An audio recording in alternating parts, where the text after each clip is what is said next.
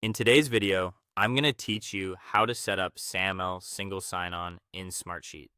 To get started, make sure you're signing in with an account that has admin access, since these settings are only available to administrators.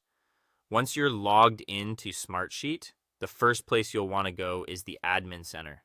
This is where organization level controls are managed, including authentication and security options. After opening the Admin Center, look for the section related to authentication or security settings. The exact label can vary slightly depending on your plan or interface version, but you're looking for the area where login methods and identity settings are configured. Take a moment here to confirm you're in the correct section before making changes, especially if your organization already uses another sign-in method. Next, choose the option for SAML or single sign-on setup. This is the area where you connect Smartsheet to your identity provider, so users can log in through your company's centralized authentication system.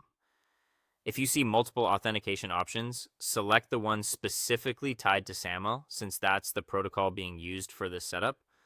Once you're in the SAML setup screen, enter the identity provider details. These details usually come from your identity provider platform and may include things like the sign-in URL, issuer, or other required connection values. It's important to copy this information carefully and make sure there are no extra spaces or formatting errors, because even a small mismatch can cause the login process to fail. After that, upload or paste the required SAML metadata. Depending on how your identity provider provides it, this may be done by uploading a metadata file or by pasting the metadata directly into the appropriate field.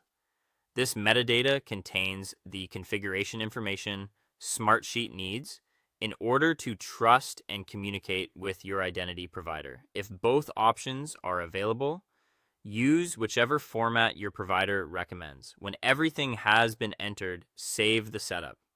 Before rolling it out broadly, test the single sign-on configuration to make sure it works correctly. This is an important final check because it helps confirm that users will be able to sign in successfully through your identity provider. If the test doesn't work on the first try, review the identity provider details and metadata carefully for any errors, then try again. That's how to set up SAML single sign-on in Smartsheet.